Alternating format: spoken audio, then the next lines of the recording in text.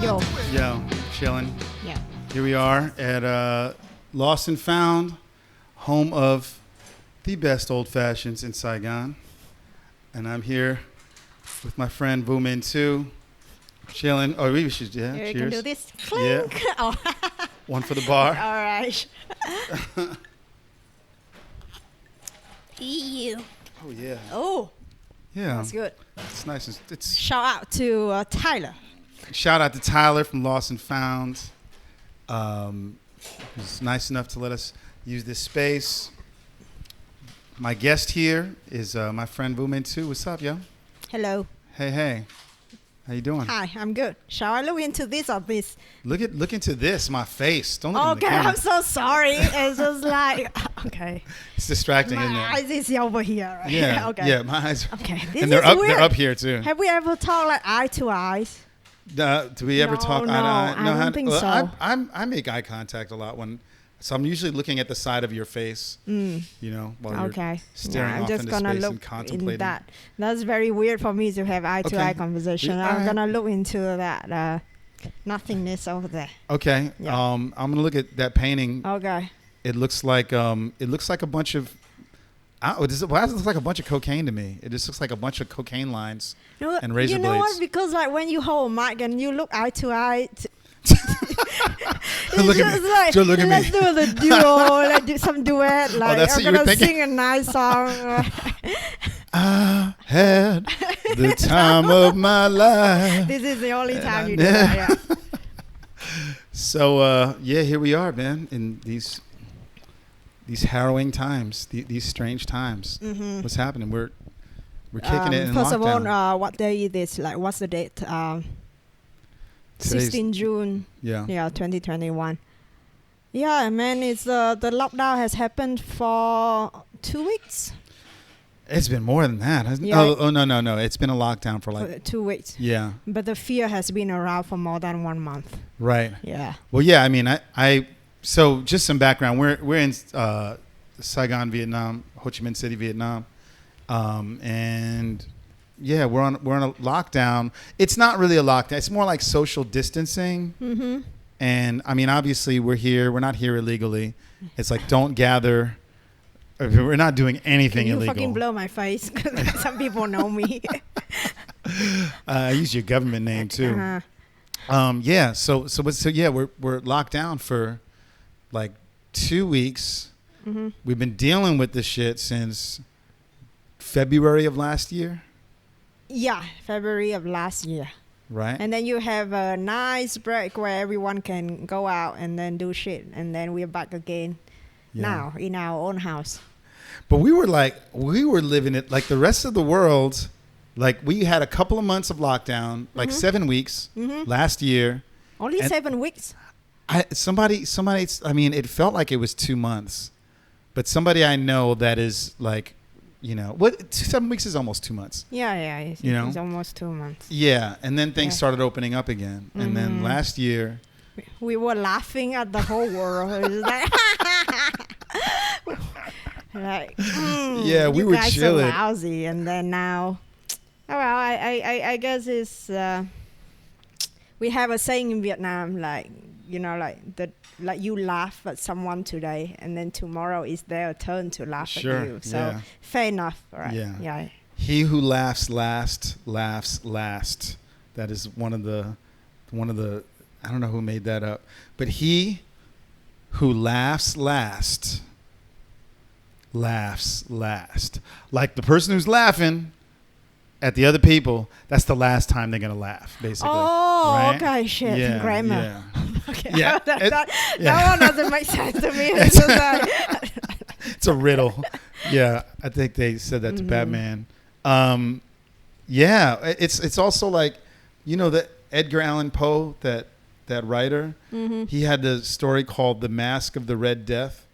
And basically it's like this plague is rampaging through this country, but then the richest people get together and they're in this palace or something, and they're having these, you know, they're having like costume, what do they call them? Like masquerade balls and everything. But then finally they're living it up because the rest of the world, they don't give a fuck because they're rich people. But then finally the plague gets into the place. Are you talking about Buddha Bar? Wow, I thought this was gonna be a shade free. Oh shit! I mean, we can do it. We can go there. Buddha Bar. That story can happen anywhere. It can happen anywhere. It can happen in my apartment and shit like that. I mean, that's the funny thing about the Buddha Bar is that after the fact, everybody's like, you don't. So some background for the people who don't know.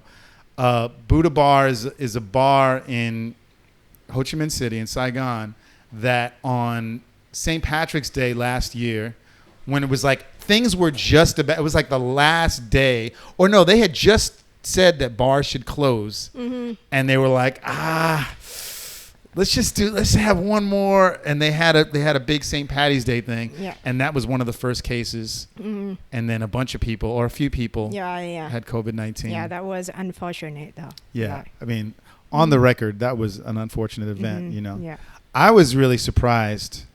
But it can happen to any of us. I mean, like, if you choose to have dinner with someone positive one-on-one, oh well. Or do a podcast. That's why you need to pray more often. It's the prayer. A prayer a day keeps the COVID away. Yeah. Time to get religious. So, all right. So here we are. We talked a little bit about COVID. So let's talk about you. You're an artist and a comedian. And I'm asking you stuff that obviously I already know, but you know the people who are listening might not. So I know you primarily as a comedian. That's how we met. I don't know, when did we first meet? I feel like I know, but I'm not sure. Do you know when we first met? Because I remember very clearly when we first met. Guess where did we first met? I want to say it's at that place Johama in D5, Wrong. District 5. Wrong. Maybe that was the first time we met, but it was not the first time I saw you on stage. Okay. So the first time I saw you on stage was probably at Cher's open mic in that little coffee shop, like very narrow alley. Yeah. And then you went upstairs, and that was a like swanky, nice place. Yeah. Yeah, yes. And then you were doing something about like Rihanna getting beaten up. Did I? Yeah, Chris Brown beaten up Rihanna. Okay. Was that you or another black person? It's probably another black. It's another black. I don't have any jokes about Rihanna getting beat up. At that time, I hadn't seen that many black people yet. I mean, I probably mix you up. That was Bill Burr that had a bit. Exactly. So I was like, this fucking dude stealing joke from Bill Burr. That wasn't me. That wasn't you. Okay. That wasn't me. No. I do remember that show. Because that was the first time. So that was you. You just didn't remember you did that joke. I didn't do that joke. Or maybe that wasn't you who did that joke. There was another black comic that night. Oh, shit. Who's that? Do you remember? Maybe that was a person. Was it? Did Emeka do that show? No, or Emeka Prince? Prince was singing some really sad song over there. But definitely was. Shout out to Prince later. No, I don't have any songs about. I don't have any jokes about Rihanna getting beat up because I don't think that's funny. Memory get mixed up. Yeah, okay. But I remember that show because that was the day that I met you. Now that I'm thinking about it, Angie the Diva also. That was her first show in Saigon. Yeah, it was my first show in Saigon also. Yeah, but so we've been doing comedy together. That's almost 4 years ago. That was almost 4 years ago.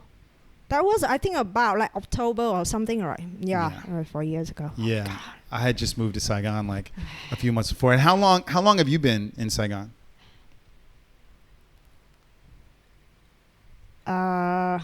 Living here full time probably for 8 years. Okay. I started moving back here in 2014. Okay, so let's talk a little bit. Okay, because so you're from Vietnam, but you're not from Saigon. So talk a little bit about like your background, where are you from?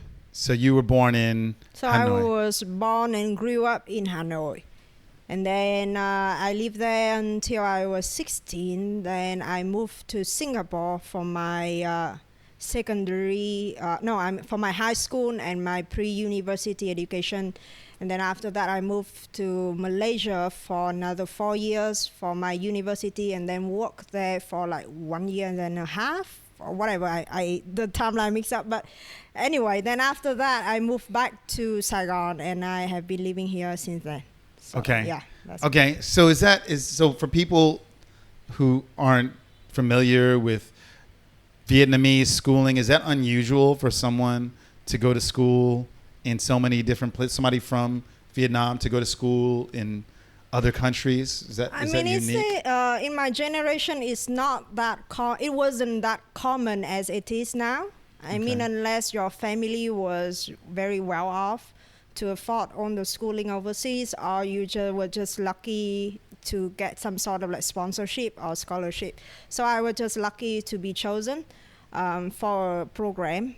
And so that like in Singapore, they offer scholarship for people that, who are interested in science. So at that time, I did quite okay at school. So I was like, okay, let's go to Singapore and see how it's going to turn out for me. So I would say it wasn't that common, but it was not that rare for someone to move to overseas for study. But I would say what's different was that normally people progression is to go from Vietnam to Singapore and then to either stay in Singapore or move to America, Australia, or UK. But for me, I sort of made I just take a turn to Malaysia. Okay. It's very, very, very few people have that sort of route. Okay. So yeah, it's kind of. I kind of ended up in a very weird educational route. Sure. Yeah. Because I mean, the way people think of it, people think of like, Singapore is like this really big city, and Malaysia, I guess you were in KL. It's uglier cousin of Singapore. I mean, I love an uglier cousin. But anyway, just to be clear, I love Malaysia. I think that is a wrong. What do you call that?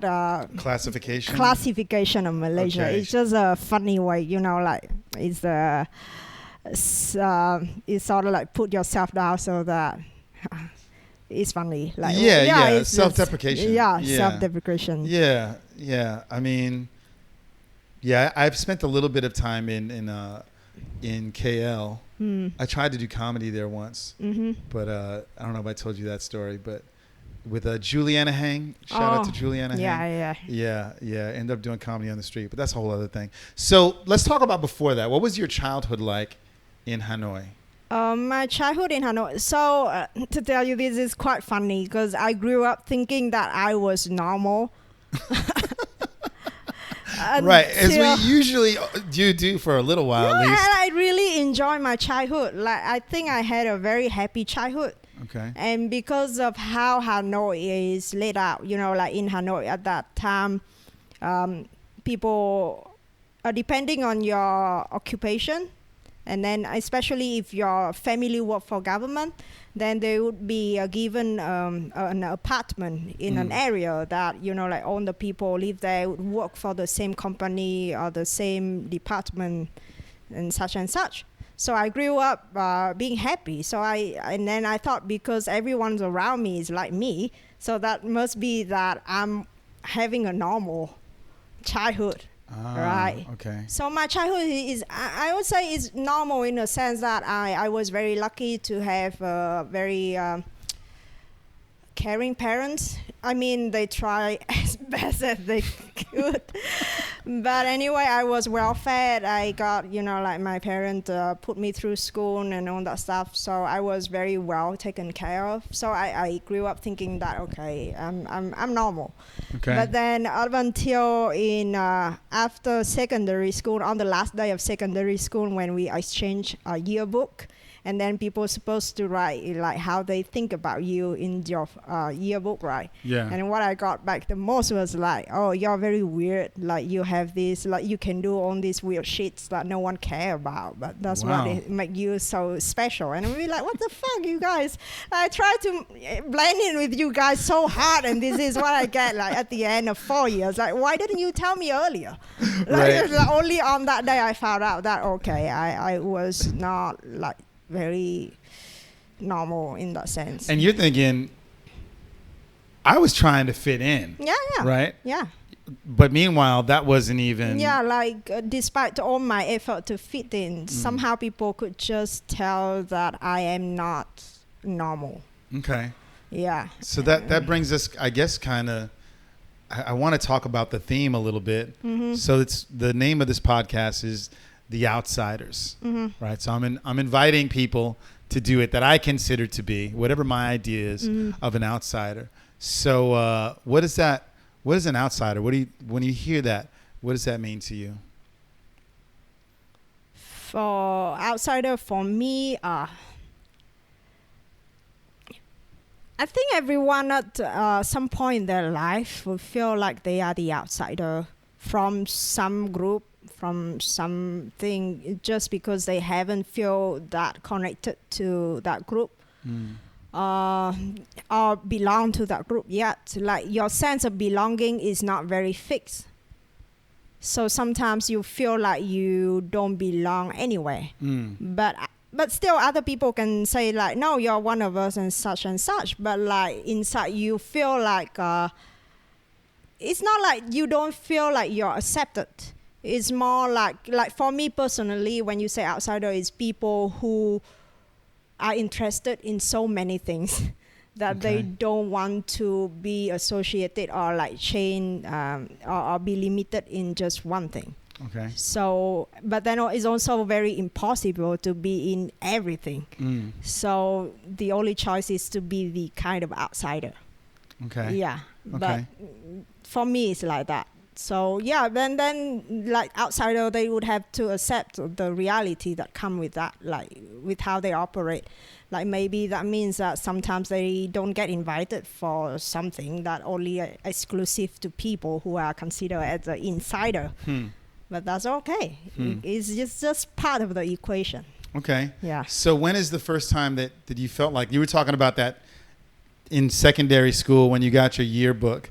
That almost sounds like a formative moment where it's like, man, I thought that I was, in the group with everybody, and all of a sudden I'm finding out what kind of weirdo I am. You know what I mean? Would you say that was like the first time that you kind of felt that way? Yeah, or maybe even back in kindergarten. Okay.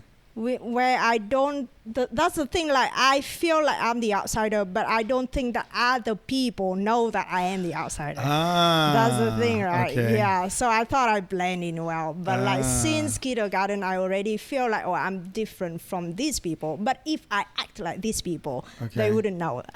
So is this like, you heard of imposter syndrome? Yeah. Did you have imposter syndrome way back in kindergarten? Is that what it is? I think I have like superior complex, man. Okay. I'm an outsider because all these other people are trash. I mean, it just happened. I really don't know. Like in kindergarten, the thing is for me, maybe my memory is screwed because my memory is not good. Like I thought you did that job, but you said you didn't. But the thing, like since kindergarten, I was like, why all these kids were running around screaming? Like I asked myself that question. Like I actually still remember my first childhood memory. Okay. Where I look at other kids and judging them. Like I'd be like, why are you running around and crying? Like this is so shocking coming from you. I'd never known you to be someone who judges people. No, I mean like not in the bad way. Okay. I'm more like, where did you get all that energy to cry?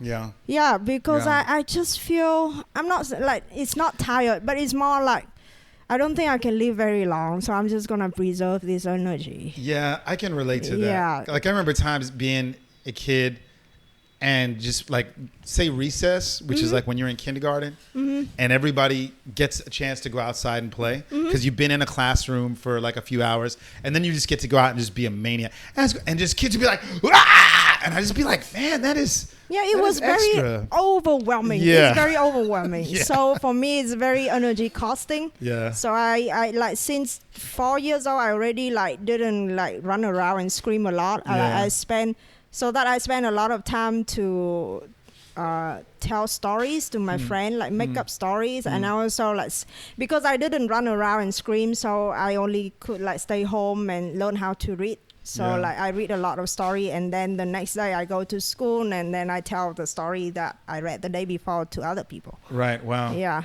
Did people like when you're young, I don't know, do people around you believe in like old souls? Like you're not running around because you were like an old person in another life. My mom believe in also, like some people believe in also, so that's why, because that's the thing though, like when I was a kid, I cursed a lot. And no one around me cursed. Please tell this story. No one around me cursed. Wait, don't you have a story about getting sick or something like that? Yeah. So at that time I was having a cyst in my butt, right? You know, like a cyst like with a lot of pus inside. So I need to get it out, right? So was it inside your butt? Not inside. I mean on my like butt on cheek. your butt cheek. Yeah. Okay. So my mom worked in the hospital, so that she knows some doctor who could do that procedure on me. So like after the hospital closed, and then it was like, okay, come in, and this doctor gonna take care of the cyst for you. So he was squeezing the cyst, and I was just cursing like, your mother suck cock in hell, something like that in Vietnamese. I would just scream out. Shout out to Reagan and The Exorcist. Your mother sucks cocks in hell. It's always works. And I think I was only 4 years old. Wow. And but the thing is that no one around me cursed. Yeah. Because I live in quite a affluent, educated area. So like no one cursing. Like that was a taboo at that time to curse in front of children. Yeah. So my mom was like, who the fuck teach you this? Did you get this? Did she say who the fuck? Because I would. Oh, sorry, you need to bleep it out. I'm no, sorry. No. She was just wonder like, be who ironic. teaching me. And also, it's just like my first word was like dated back a little bit. My first word was mom. Okay. Second word was cat, and the third word I said to my brother was, "I'm gonna kill you." Wow. Yeah. What'd your dad think about all this? He's like waiting around. He's like, Dad was busy making money. So it's like, wow. But then I read on this in my mom's diary that I found like a few years ago, like after she passed away. Like I didn't know about this thing until I read the diary. I thought, what the fuck? So that's scary. How you know it's true. Yeah, they're not trying to make it. Yeah. So, wow. Yeah. So you have an interesting. So your mom had an interesting. Like parenting style with you, especially in regards to like your schooling, right? Like how you went to school and how much freedom you were given, which I relate to. My mother gave me a lot of freedom when I was growing up. Nowadays, that is called negligence. Yeah. Back then it's called like progressive parenting, but now it's negligence. Yeah. Oh yeah. I mean, parents in the 70s. Shout out to all my 70s kids, man. It was just different, man. You know what I mean? It was just like, my mom, when I was like 2 years old, we lived in this building in Puerto Rico. Not even two, like a year and a half. As soon as I could walk, she would just open the front door to the apartment and just do it. And like I could walk around the apartment building. And the thing is, it was an apartment complex. We knew all the neighbors. So this is a, shout out to living in a safe environment, you know what I mean? In a community. Yeah. So I could just go to anybody. I would walk to people's houses and, and then when she wanted me, she would just go around to see whose house I was like, oh yeah, he's been here, like chilling out. So I think that, because of that, I've been able to move from New York, for example. From Puerto Rico, we moved to New York. Then I moved to LA, came out here to Vietnam. I think at an early age, there was like that. I was like given that kind of independence. So I think similarly, you've told me stuff about like when you went to school, your mom had kind of like I don't know if it was negligence. Just how would you classify it? I don't know. Yeah, I don't know. Like my mom worked as a doctor, so she didn't really have time for me. She was very busy. So so I either, like accepted that she's not gonna be around or like being staff. So of course I choose to just be by myself and then learn to deal with it. And also because I grew up in a community, so it's just like even if my mom around, that doesn't mean that there wasn't anyone around me at all. So I got a lot of time to hang out with my neighbor, who are mostly very old. Okay. And come from different places. So a lot of people came from central Vietnam. Okay. So from very young, I was exposed to different kind of cultures and accents. So people were like, how could you listen to other people's accents so easily? It was like, because it's just the thing I grew up with. Okay, wait. So some background. The northern Vietnamese accent is different from the southern Vietnamese accent. But I feel like they're more similar to each other than The central, because the central Vietnamese act almost like coming from a different country. Yeah, it's very different. It's very different. Yeah. Is it like, how would you? I mean, I don't know how to. I mean, I don't know how to I don't describe know. it. I cannot do the accent. I could understand a little bit, like not fully, but I will talk to just, like if you don't understand, you just shut the fuck up and listen to them. Let them let them talk it out. That's it. Like that's all they need you to be. And just hope they don't ask you a question. And maybe you catch some here and there, and then just be an active listener. You nod your head a lot and be like, yeah. This is what I do with most people all the time. That's my jam. Okay, so you grew up, but then what about? So your mom. You had to go to school, obviously. Oh, yeah. So about the education and stuff, my mom, she was a typical tiger mom. Okay. Because when she was young, she could do a lot. Like she joined a dancing troupe, and then after that, studied to become a doctor and blah, blah. So she expected the same thing from me. Okay. So she made me go to 2 schools at the same time. So I went to normal school, and then I went to music school. Like half day at the music school and then half day in the normal school. Okay. And then, of course, I have no time to hang out with other people because I need to, practice piano and also do my homework. Yeah. But then the thing is, I got given a lot of freedom. It's like I could skip school as long as I passed all my exam with good grades. So it's sort of a lot of expectation, but also a lot of freedom coming with it. Well, yeah, you're gonna want to skip school too, because I mean, you're going to 2 of them. You know what happened? Because I skipped school, I wasn't sexually abused by one of the pedophilic teacher in school. Wow. Yeah, I was the only one in the whole cohort that hasn't been molested. Wow. By that teacher. I got molested where else, but well, shout out to truancy for a little while, but then dodged a bullet just to get hit with another one. Yeah. It's dark in here. Yeah. Well, we don't have to go into that if you don't want to. I'm just saying that sometimes skipping school is good. Yeah, I mean, you might skip some bullshit. You know what I mean? You might skip out on a history lesson that you don't want. But what I appreciate the most about skipping school was that I actually spent that time to go exploring the cities. Hanoi. When I was I started skipping school at 13 years old. Okay. So it's just like I just ride my bike around Hanoi. So I know a lot of corner place that a lot of people don't know because they only open in the morning. Okay. And then they close like about the time when people go out. I see. So that's the sort of outsider thing that I want to talk about. Like I experience the city very differently from most of my peers because I just have this unique schedule that my mom allowed me to have. Okay. Yeah. Interesting. Yes. Yeah. And they're in school at that time, so there's no way they would know anything about that. Yeah. That kind of reminds me, I remember when I was a kid and there was this kid that used to pick on me at school. Mm-hmm. And I actually some weird shit went down. I seen this kid's parents beat up my best friend's mom. This is when I used to live in Flushing, Queens. Mm-hmm. And it was like this really messed up situation where this kid like stole my best friend's baseball cards in front of me. Uh-huh. And he was like, don't tell him. And I was like scared, so I didn't. Mm-hmm. And then right afterwards, my buddy was like, yo, did this kid take my baseball cards? And I was like, yeah. So then his mom went to confront this kid, Tony's parents, and they like had a fist fight. Oh. I mean, they like jumped her. Mm-hmm. And it was very, very, very traumatic. Like, cause I was just weird to me. I was like, I didn't think that was like kid. It was just weird, right? Yeah, it's like you parents, don't know it's trauma. Yeah, it was traumatic, So I didn't go to school for a couple of days, but I remember it wasn't like a conscious decision. Like I was watching cartoons. I was a latchkey kid. My parents were divorced.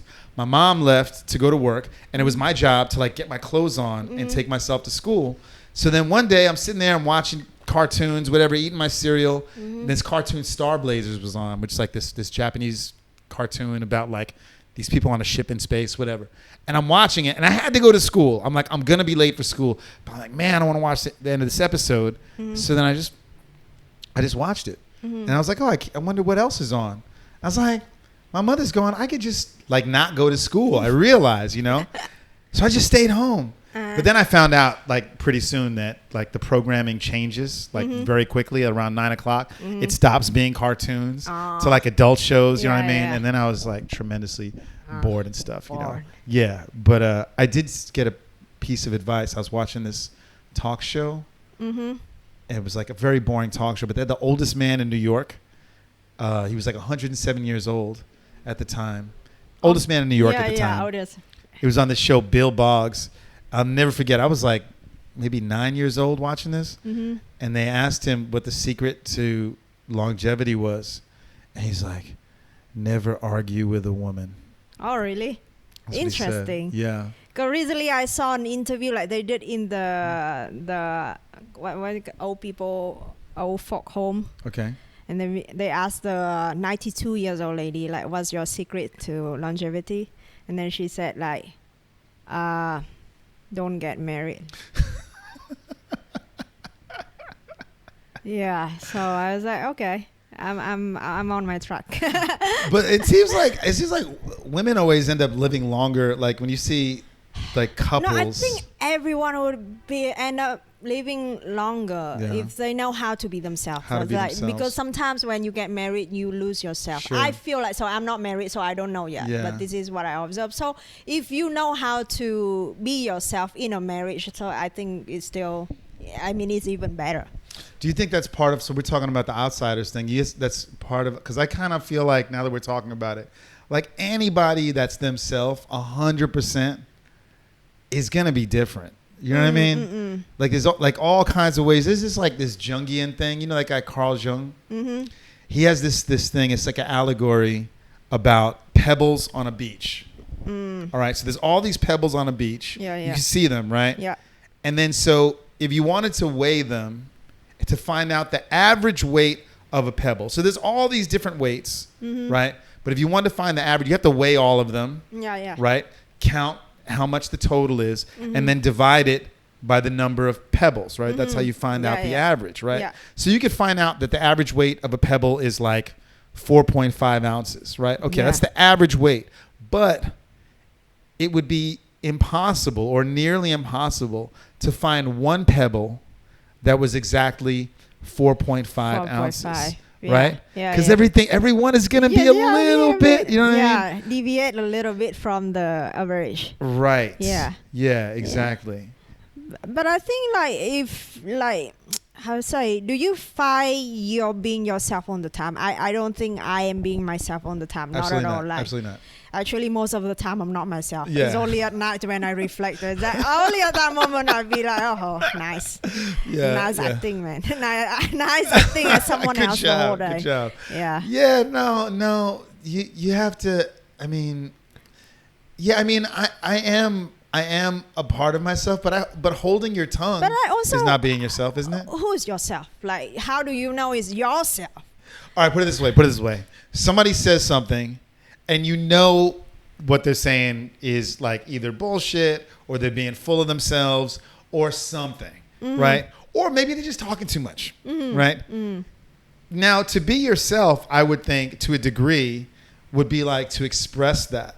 But I think like the older I get, maybe it's like knowing when to say something about it and when to not. But is it not being myself just because I'm holding my tongue? For example, I don't know. I got a friend that will just like humble brag. Like we go to have lunch or something like that, and they will just talk about, they just like brag about whatever they're doing. And I know it's coming from a place of possibly some insecurity. So they feel like they need to project this confidence, you know what I mean? But I'm not going to sit there and go, you're full of shit. Maybe I should. I don't know. You know what I mean? But is that not being myself because I'm not? Because I feel like I'm not when I'm sitting there just listening to it and not calling them out, I feel like it takes some effort. You know what I mean? Yeah. Like for me, because like personally nowadays I'm getting more into the mindfulness stuff so that to make sure that I can be myself as much as possible. So recently my checkpoint whenever am I being myself or not? I'm not asking that question, but normally I would ask myself like, are we doing this? Like before I decide to do anything, I ask me like, are we doing this? And if there's a thing be like, it's like, okay, so part of myself doesn't want to do this. So let me like, let's examine that shit. Okay. Yeah, but of course this is the ideal. Still most of the time I do things impulsively, and it might end up being myself or not. That's the thing I don't know. Okay. Yeah, but yeah, now is my checkpoint is, are we doing this? Okay. Yeah. So who are, when you say we, who are the two people that are talking to each other? I think it could be 3 or 4 people. It's getting a little bit dark. But the first time I tried to kill myself, I was like, are we doing this? The answer is no. So yeah. So wait, the first time you tried to kill yourself, it was you had a disagreement with yourself. Yeah, it's just, I heard a lot of voices and a lot of like the depressed one. The depressed one was the loudest. Like it was sad and lonely. And then when the time come and then blah blah blah, it was just like, are we doing this? And then blah blah blah. In the end, the council said no, so I didn't do anything. Yeah, the council. I know I've shared this with you before, but there was a study done about jumpers, which jumpers are people who commit suicide by jumping off of buildings and bridges, but who had survived, like jumpers that had survived. So they did interviews with them, and this is like in the 80s. Yeah. And they found that like more than 80% of them, at the moment they jumped, they realized that whatever was going on in their lives was not that bad, but it was too late at that point because they're watching the ground or the water like rushing up towards them. The reality happened and it hit them. But like, is it a pun? I'm sorry. Really? A suicide pun, girl? Let's be serious about this. Oh my God. Yeah. I hope our audience is open-minded. Otherwise, I get trashed so much. I mean, this is gonna decide like who they're gonna be. But I think it's like an average person would have, like when they talk about your inner voice, I feel like it's more like inner voices. So it's like yourself, like selves with a lot of behind. Yeah. So do you think there's, because a lot of people who like practice meditation, for example, they'll say that, okay, there's all these other voices, but there's one, like, we're talking about Eckhart Tolle before, and we talk a lot about meditation stuff, like observing the mind, like observing the selves, like all the chatter, they got the monkey brain and all these other, but there's the one that you observe with, is that the self? It could be. It could be. Yeah. How do we know? Like for me personally, when I do that, I feel like it could be the self. It could be. At least it's someone who's aware that he or she is playing a game. Like you, because you can observe all the elements from outside. It's almost like playing Barbie doll. Yeah. Like I am a Barbie doll. Right. And then there's things around me, and it is a little bit trippy. It is very trippy. No, I get what you mean, though. There are the dolls, and there's the one who plays with the dolls. But I'm not sure about you. Like for me, like because sometimes we just do things in the rush. Things happen automatically. Like sometimes you grab that thing, but you don't actually look at what you're grabbing and all that stuff. Like you go about your day. Don't actually. Are you talking about my dating life right now? That's a little personal. I'm not sure. Okay. I just found out that about me today. Okay. That's why I end up at the place. I was like, how did I get here? I don't know. Yeah. Okay, so fair. Like, but when you'll be able to like observe yourself, is like playing a first person perspective game. Like yeah. It's like we're controlling this body. It's like, oh my God, I'm moving my hand. Yeah. Or is it like I'm on rock on the time? It's like, I'm mushroom on the top. I had a weird experience. There's when I was in the band, I was in a band called Crisis, and we'd show up at places and people would just give us stuff, and they gave us this weird drug they called it voodoo. This is like near New Orleans too, where people actually practice voodoo. And so this drug, basically, you heard of like scissor? Like scissor is like Robitussin. They take like a cold medicine, and people will drink it. Yeah. And it will have like a narcotic effect. Yeah. Okay. Or Yeah. it's called a dissociative, right? Yeah. So long story short, what happened to me was that I kind of left while I was walking. I kind of left my body, and I was looking at my body from really high up. Yeah. But then I was still walking, but I had to really think about it. Like, okay, so you should move the left leg forward, and then move the right leg. So it's basically like being a puppeteer for my own body. Yeah. But I'm not a good puppeteer. I don't know how to do that. So I ended up like being really like jerky and weird, you know. But it was really strange, and that's like made me kind of think about the self differently, and you know what it is to be in a body, you know, and who's really in control. Yeah. This is my theory. I think like we used to feel like that when we was a kid, when we just figure out our own body. Sure. And then as we grow up, we take it for granted. Right. And then now if we will be like having some problem and be like, I need to be more mindful about how I move and shit like that, we actually relearn the way that we see things as a kid. So it's almost like going back to become a kid, like and then just everything become more vivid, more it feel more real, I guess.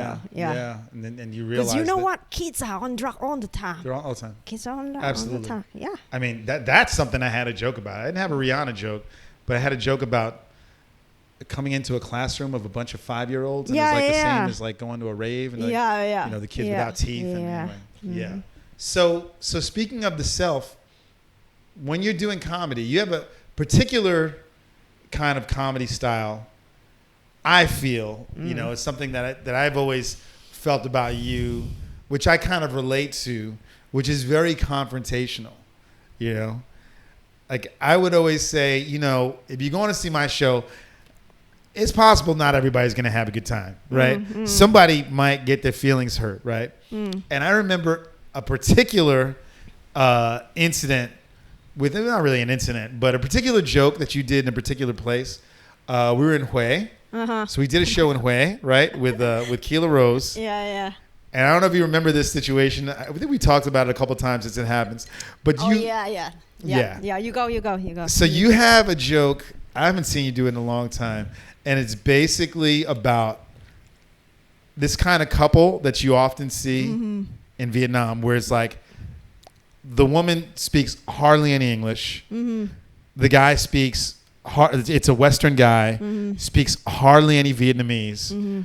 And then in your joke, you're like, yeah, and it works great because, and talking to the guy, you have no idea what a bitch she is. Oh, shit.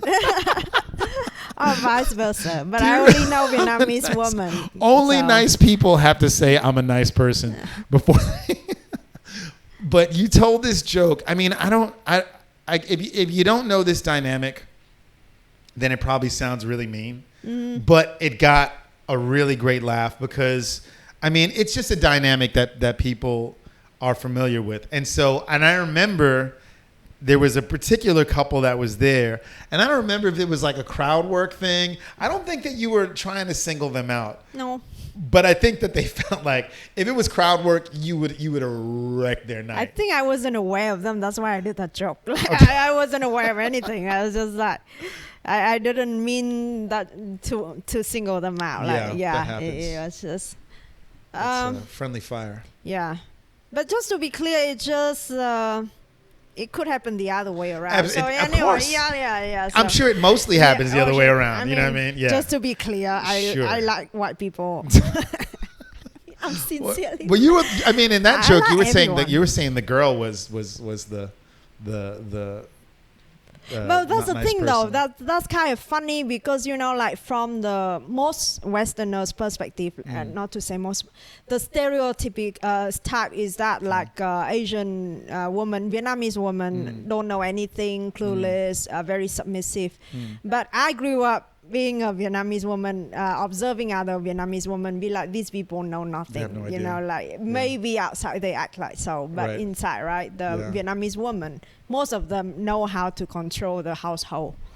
We actually have a saying that the real general of the family is the mom. And then I grew up taking it for granted that the husband have to submit on the salary to the mom, because the mom would be the one who run the family. Right. Yeah. So unpack that a little bit, because that might be unusual for some people listening. Yeah, but it's typically the guy makes, or often the guy will go to work, make the money, and then give all the money to the wife, and then she distributes it. She will decide on the family financials decision. Of course, the husband still can keep part of his allowance or whatever, but like the family business is run by woman.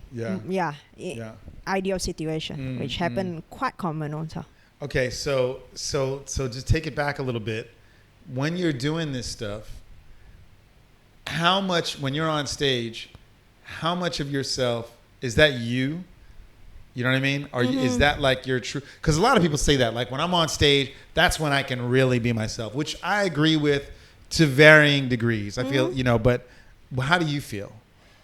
I would say like whatever I do on stage is part of myself, but also part of it is the fantasy I have about myself. Like that would be me if I got given a certain things. Like if I have a lot of money, that would be me. Okay. If I have a healthy pussy, that would be me. And by the way, my pussy is healthy. Slutting around. Like a lot of my job is about sleeping around, right? Like people have the impression that I sleep around a lot, but it's actually although like in like whatever you hear me talking about sleeping around in 1 hour, it actually happened in the period of 5 years or 4 years, for example. Right. So, but then I compress it, but. She fucked 5 people this week. If I could, maybe I could just do it in a week. I think you can do anything you want to do. Yeah. I mean, but then I need to acknowledge my limit. I'm playing the long game. I'm not. I'm gonna stay here for a long time. So I need to pace myself out a little bit. Okay. Yeah. Wow, look at you pacing yourself. Yeah. Well, kids in a candy store and not eating. Okay. All right, let's see. So let's go back to the question. We're going to keep going back to it. So we talked about being an outsider. How does that inform what you do, the way that you operate, whether it's in comedy, in your personal life, in your business? How does being an outsider affect the way you navigate your life? Like, first of all, like nowadays I learn it is wiser not to define anything, so that you can take in the reality as it is. Like you don't limit yourself as someone. So I tend not to define myself as an outsider, but I'm aware that to other people I might appear as an outsider, right? As I told you, right? So I'm more aware of that, and what it affects me, like, for comedy, because like not that many local Vietnamese women are doing it right now. Like some of them are doing it. Now there are, but when we started, not that many. Yeah, and then it's a handful. And in that, like in the regional circuit, it has been just me for years. Yeah. So in that sense, of course, I don't want to play the Vietnamese woman card. Okay. But it also that's what people want to hear. Okay. Let's just stop for a second.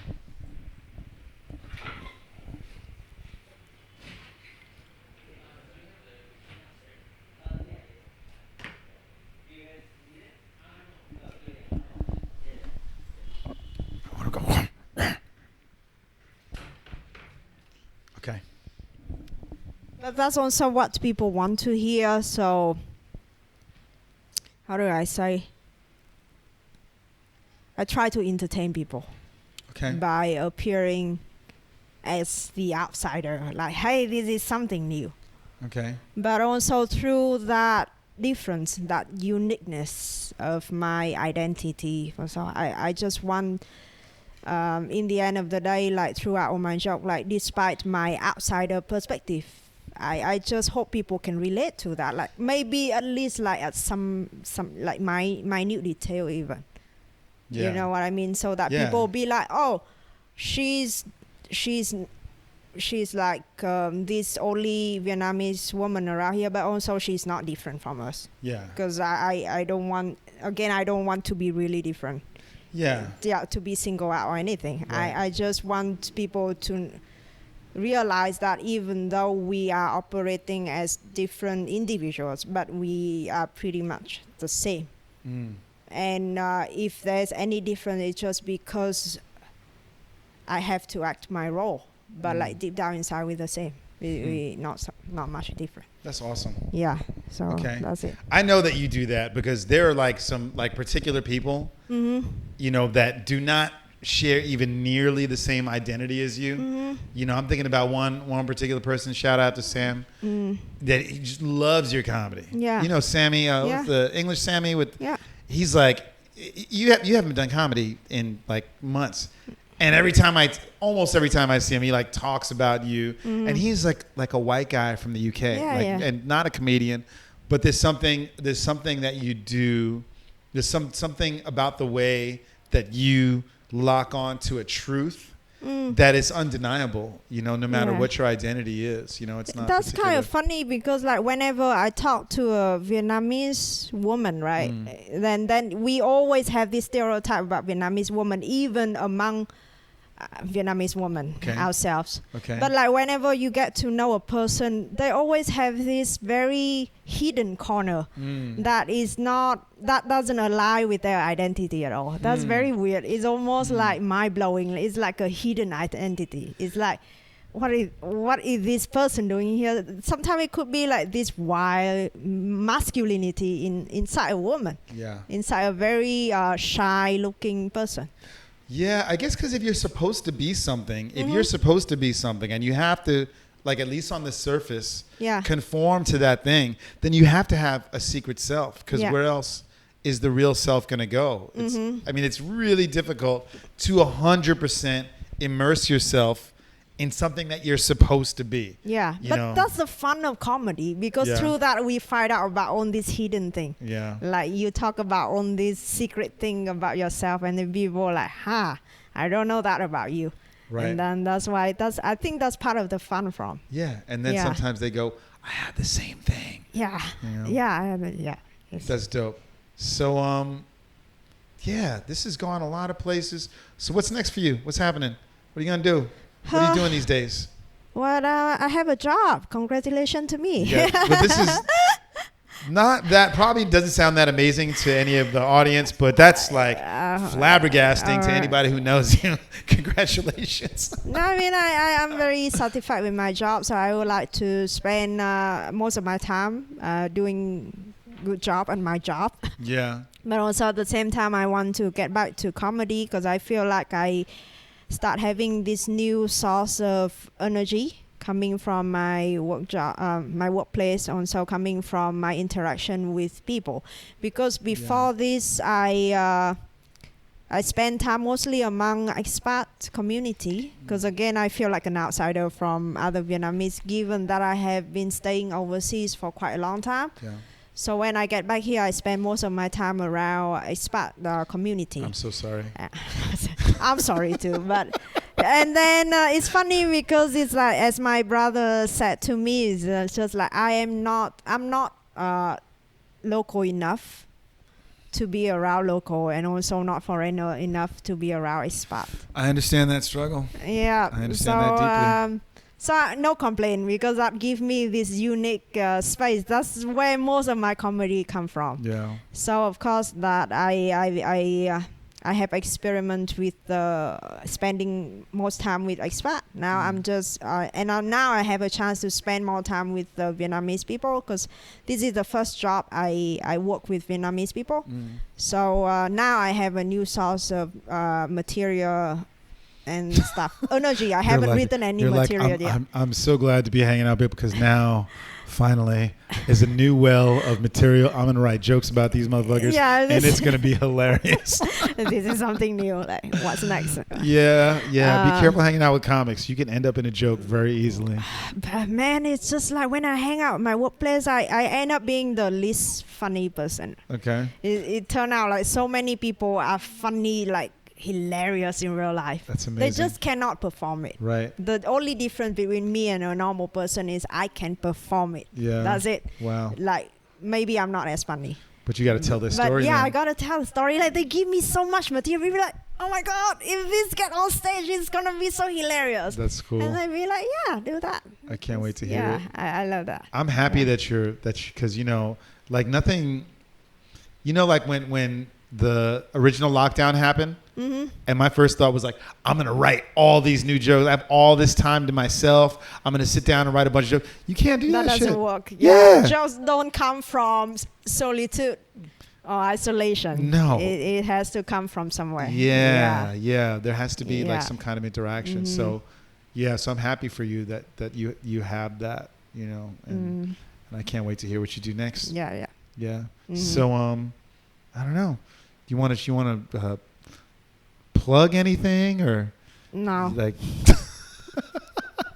like your Instagram or something? No, it's fine. Yeah, you're good. I want to remain anonymous. Yeah. Until I get on Netflix. I like your. Okay, and then you're gonna blow up. I don't know, man. I like your shirt. I just now realized. I purposely wear it today. It's a comedian thing. It's the comedian. Yeah, I know, right? Okay. But you know what I'm thinking of, right? What? Is Watchmen. Yeah, that's right. Yeah, but it doesn't have the bullet hole. No, it doesn't have a bullet hole. Yeah. It's just, I didn't have enough time to like go to every single one and then put a bullet hole. That's so funny for so many reasons. And it's fine. This is when the comedian hasn't been assassinated yet. Yeah. So, well, yeah. Man, that was so good. Have you read that or seen it recently? I got the comic at home, so I read through it slowly. Yeah. But then I watched the movie. Yeah. I like it a lot. Yeah. I've read it like a few times and watched it obviously like a bunch of times.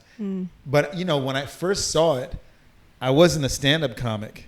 And so like the comedian, that character has like really changed for me. Like over the year, like yeah. Like how could you laugh at that much? You know what I mean? Now we laugh at anything. It's a joke. Anyway, I don't know. I guess it's been good talking to you. Down now. Look at you, man. I'm about to order us another round. I don't know what you're doing. I'm driving today, so I need to go slow. You're driving today? Uh-huh. Oh my God. Okay. So then, yes, don't drink and drive officially, everybody. Be safe. Don't drink and drive. Yeah, I'm gonna put my bag here and call Greg. Are you? No. Are you just saying that for the camera? I might just cut all this out. Don't tell people that I drink and drive. Okay. No, you don't. You don't. You rarely drive. Even. I know, but period. yeah, sometimes I do. Okay. All right, folks. Well, we're gonna wrap it up. Okay, let's wrap it up. Good hanging out. Yeah. Okay. You better invite me back for another episode. We'll see how it goes. I don't know. Maybe this will never come out. I don't know. This might be the last episode. We don't know. We'll see. Let's see. There's nothing is promised. Okay. All right, too. Good hanging out. Yeah. Bye bye.